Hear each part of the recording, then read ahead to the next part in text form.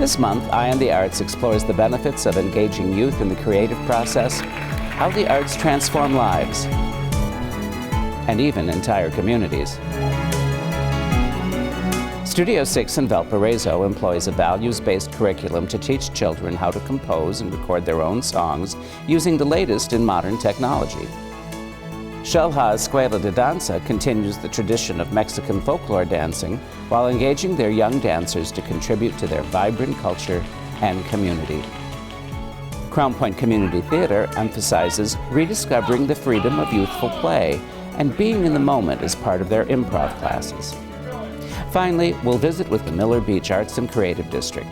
We'll discuss the rejuvenation of the Gary neighborhood and how the arts have become a viable economic engine there. Join us for another edition of Eye on the Arts. Eye on the Arts is made possible in part by South Shore Arts, the Indiana Arts Commission, and the National Endowment for the Arts, a federal agency.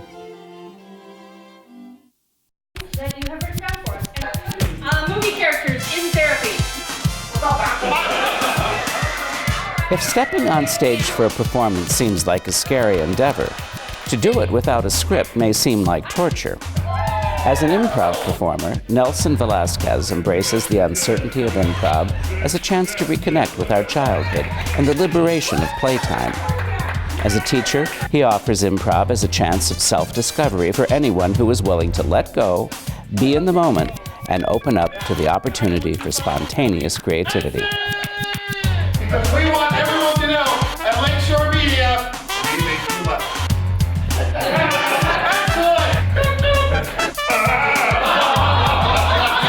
My name is Nelson Velasquez. I am the head of improvisation over at Crown Point Community Theater. How's my hair? What a lot of the training is trying to figure out, like, how do you play with different people and how do you check yourself to allow that process to happen and let that organic creation happen. Can we get ourselves in the mindset of, like, I'm gonna throw you something, you throw me something back, all of it's wonderful, and we're gonna just play like kids. There's some guidelines. I like to call them guidelines. I don't like to say rules, because in improv, truly, you can do anything you want, truly. But there are things that you can pursue that are gonna most likely make better scenes. The number one thing I tell my actors is care about something. Typically that's the other person who's on stage with you, the other people that are on stage. This works for us. Yeah, come on, we haven't been this happy since we got married. Yeah. Show, don't tell. And another staple guideline is yes and. With yes and, it's accepting the reality that's given to you and adding more information to it. If you go with yes and, go with something that you care about, and go with show me, don't tell me, you've got all the ingredients to make the life of improv come and bubble up and turn into something beautiful. A lot of beginning improvisers, and some of us veterans, myself included, have the urge that we feel that we've got to be funny, we've got to do something, and we try to dominate the story. We try to drive the improvisation somewhere. Typically, when you do that, that ruins the scene. That is forcing something to happen. The fears that I address are, number one, do I belong here? The second one is, am I funny? And the third one is, am I doing this right? I let them know that failure is expected of them. And so normally when they're not expected to be funny or to be good, then their best work comes out. I was pretty scared about talking to people. It really frightened me to be forced to talk to people in front of other people. And I took the class because I thought it would help me with that, and it really did. One cool thing about Haley is that Haley has all the makings of a good improviser. She has characters, she cares about a bunch of different subjects when she goes out there. She's fearless, and not fearless in the sense of she has no fear, but she doesn't allow that to keep her from going out. And she's always trying to seek a way of getting better at the art form. I think that improv is an experience that all people would enjoy. It's one of those things that you don't know you'll like it until you try it. One of the best things about improv is it's just games, you know, you're just having fun and playing games. On a count of 3. 1, 3, go! I got to learn how to communicate better with people and do things that were out of my comfort zone, which expanded my horizons a lot. Not direct confidence. You're not going to be like, I took an improv class, I'm confident now. But it will give you the tool set that you need in order for you to find your confidence and be able to apply it to whatever endeavor you want to go on, be it artistic or not artistic. I would tell anybody to take an improv class. Open up your horizons a little bit, expand your comfort zone, and play a few games and see if you like it or not, because it's a lot of fun. I think everybody should push themselves to do something they've never done before and to be scared out of their skulls. I think it's a good thing. It forces you to grow and connect with a part of you that you didn't know that you could create under those conditions when you're not comfortable. I think that's really important. Anybody can do this work. I am convinced anybody can do this work. Unlock your sense of play and bring that into the rest of your life and let that take over your adult life and let that permeate into what you do in everyday scenarios, and see how much more fun your life can actually be as a result of taking improv. Visit cpct.biz for information on Crown Point Community Theater's production and improv performance schedules, as well as availability for improv classes for teens and adults. Studio 6, offered by the Boys and Girls Clubs of Porter County, believes in the power of music and the creative process. The program empowers children with the opportunity to create, arrange, and record their own compositions. Using a values-based curriculum, inspired instructor Matt Siewert believes creating music can offer life lessons if we take the time to listen. It's a 6-week program, and the ultimate goal is for the students to come away with their own original composition, write their own song, but through the course of that process, we kind of go through this values-based curriculum where they learn not only the principles of recording software and how to write and arrange music, but also how to do it in a way that we sort of understand the bigger picture of some of these lessons that we learn. Through that, we kind of bring those ideas together and learn about music and life.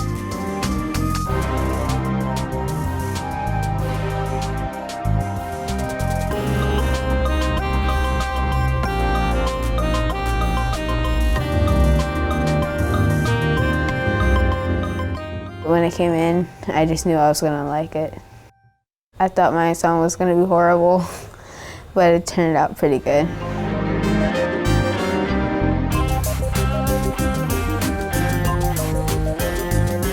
The opportunity he has to speak with me about it, he was really excited about it. But to actually hear and see what it actually is, and actually, I can actually tell what he was excited about. Very cool.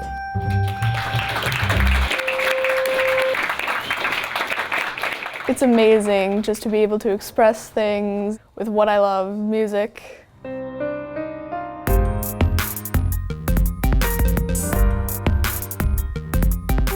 As soon as I get in here, I sit down, open up the program, and then sometimes if it's before class, we'll share our projects with each other.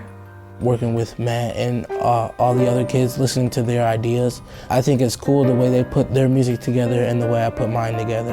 I think it's just something new. Because it's something that I've never heard before. I just want to see how different interests can come together and make a song. It seems pretty cool. Make your own music, kind of freedom, and you can kind of express yourself through music. It's been cool to see 7, 8 kids hear the same principles and then all go tap into that in different ways.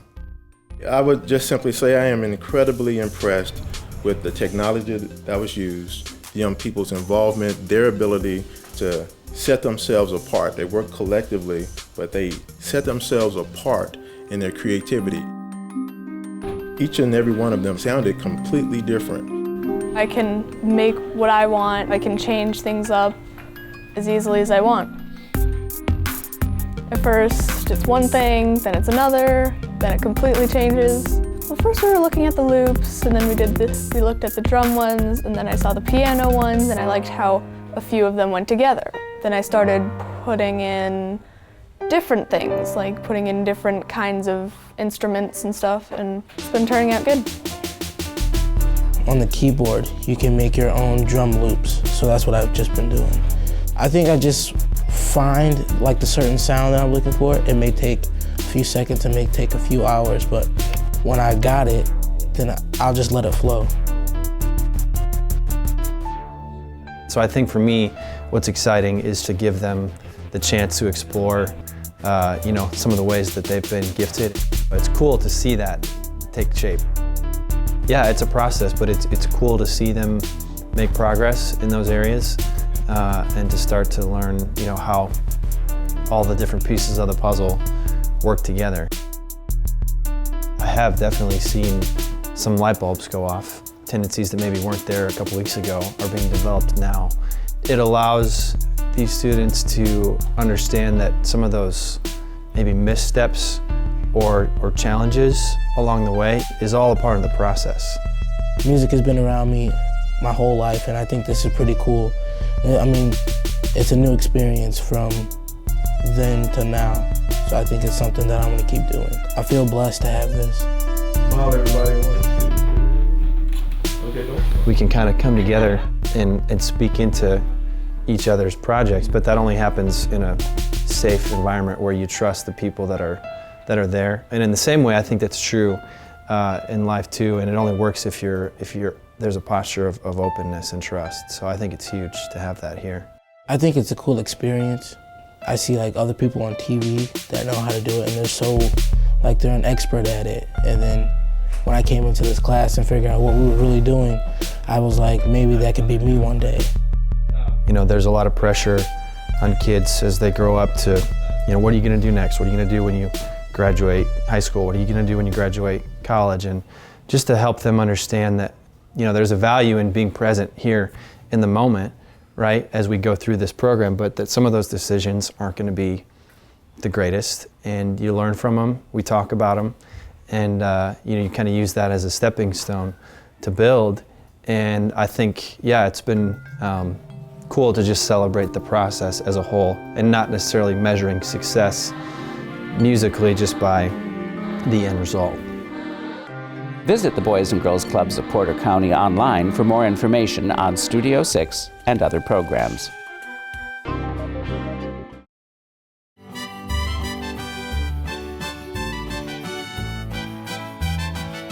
From the modern technology of Studio 6 to the tradition of Mexican folklore dancing, we continue our theme of engaging children in the creative process. Deborah Bolanos learned the traditional art form from her mother and now passes that knowledge on to a new generation, including her own daughter. Xel-Ha Escuela de Danza teaches the values of tradition and civic involvement as inseparable from being a positive participant in community and culture. The colorful dress put in motion by the power and grace of the dancers combine as feast for the ears and the eyes.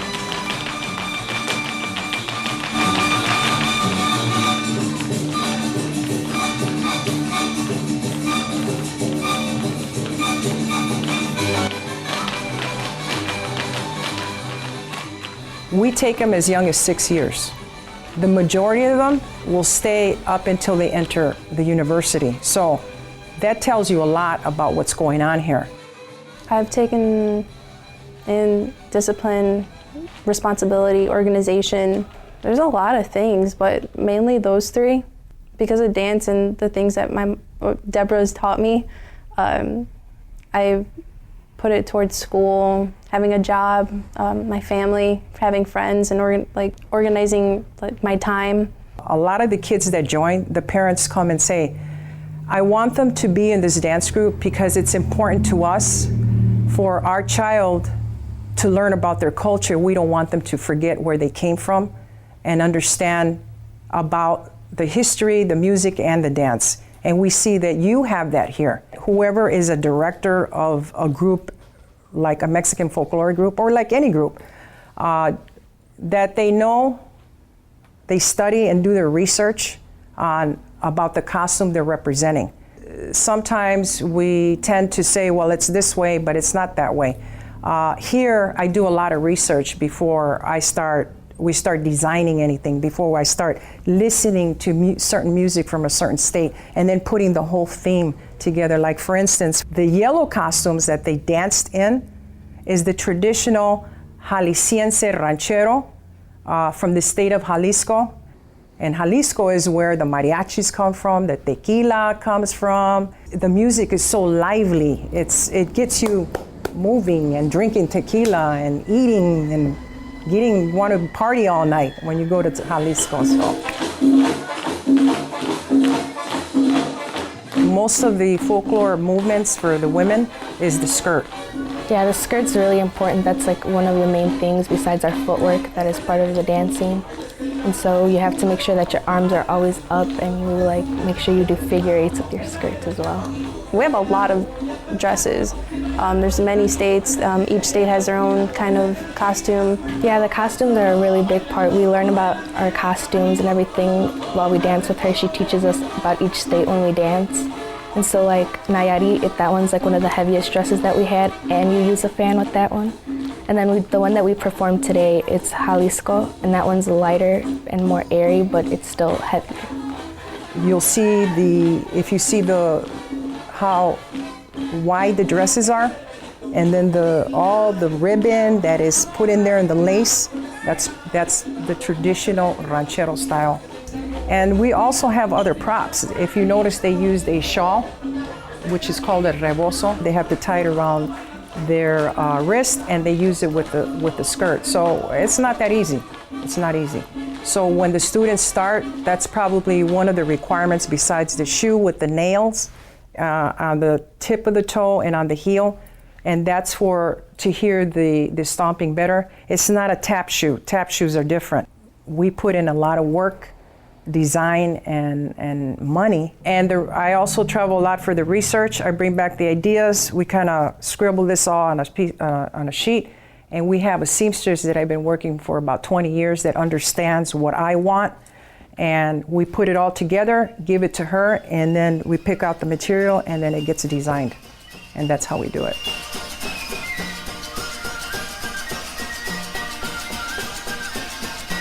We're more of a family than like friends, because we like learn everything about each other, and we're more like, we see each other a lot. So it's easier to become more of a family than a friend. It's really important to me, especially like knowing that I've been doing this and it's a passion of mine, and that I have such great friends and a teacher here to help me through everything that I do. I think when we dance for people, it's something that we like to do. We like to make people happy. We like to see people being like, hey, oh my God, like that's awesome, and see them smile or stand up and like clapping for us. It makes us happy. It makes us feel like we're doing what we're like doing right. And everything that we do at practice, we're doing it right, and we put it towards dancing for people. Too many times you see a lot of the youth taking the wrong path. And that's been my mission, to educate these kids, whether boys or girls. Nowadays, a lot of kids don't have anybody to mentor them, to show them that. And that's what we do here. We've been doing it for years. The doors are open. We just want to get kids in here, and hey, I want to teach, I want people to know about my culture because I'm proud of it. And here we're open all year round, except for Christmas time and Thanksgiving. We take a break, but we're here all year round. This is not a seasonal thing. It's something people should know about, really. It's, people talk about Mexico like it's not nice, but there are actually like nice things there. There's really nice culture, and people should take the time out to learn about it and teach other people about it too. And that's kind of what we want to do. We want to teach other people about what folklorico is about and how beautiful it is.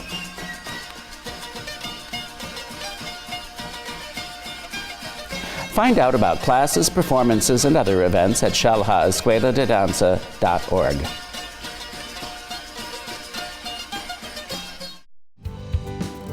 Gary's Miller neighborhood has experienced a rejuvenation in recent years due in large part to the actions of the Miller Beach Arts and Creative District.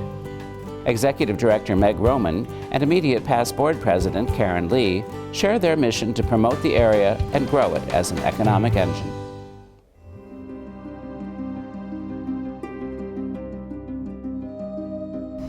Well, growing up in the 60s and 70s, the street was vibrant. Every single store, business was open, and all along highways 12 and 20. And then there were several dips and rises and dips. And prior to the Arts District being founded, it was a very opposite scenario. A lot of empty buildings, a lot of businesses went elsewhere.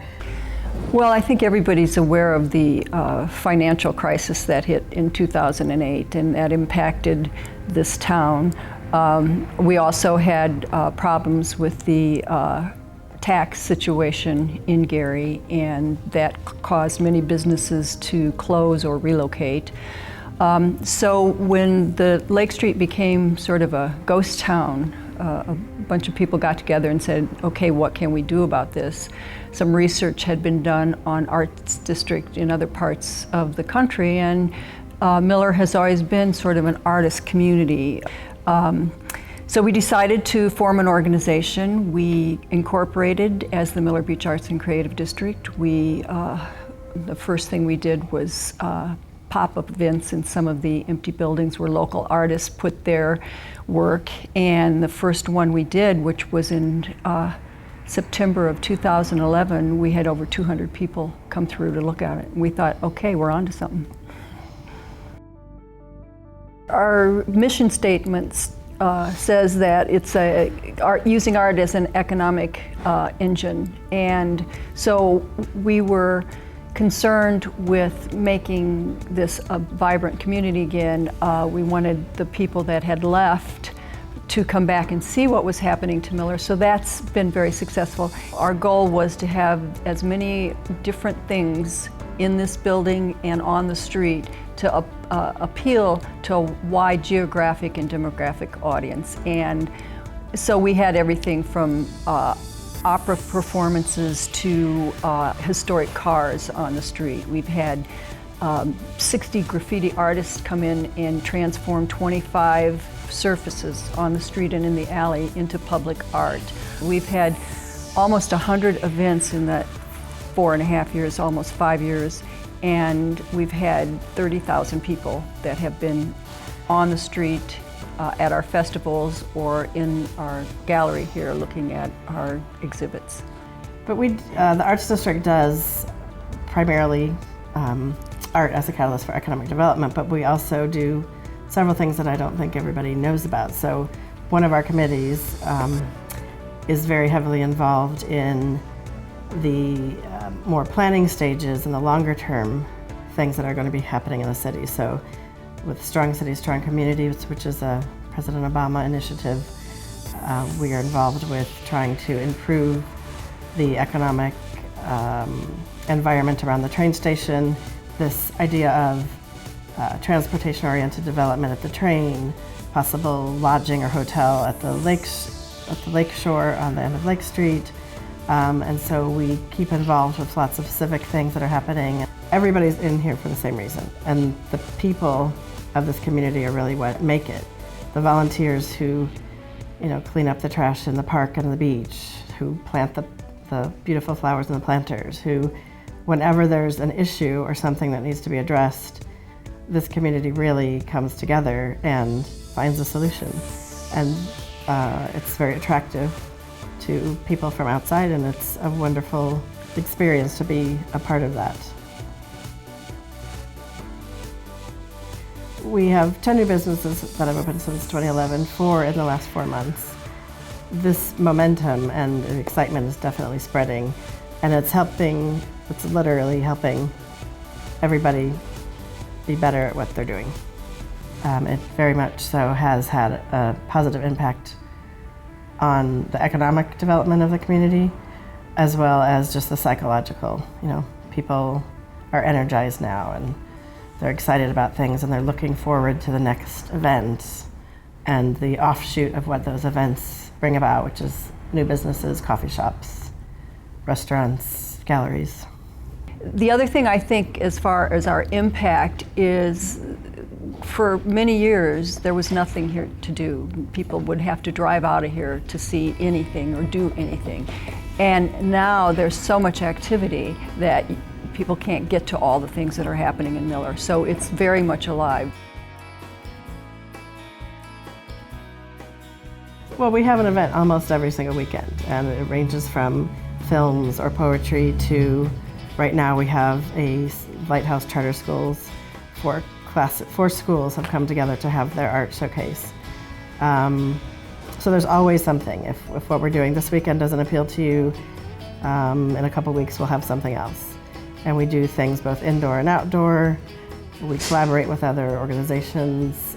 We do concerts, dances. So I would just tell you to stop by and see what we have going. Visit millerbeacharts.org for more on the multitude of events and programs offered by the Miller Beach Arts and Creative District. Thank you for joining us for this edition of Eye on the Arts. Please find us and like us on Facebook, and feel free to share your thoughts and suggestions. There you'll find this episode's segments as well as features from past shows. Tune in next month for another edition of Eye on the Arts.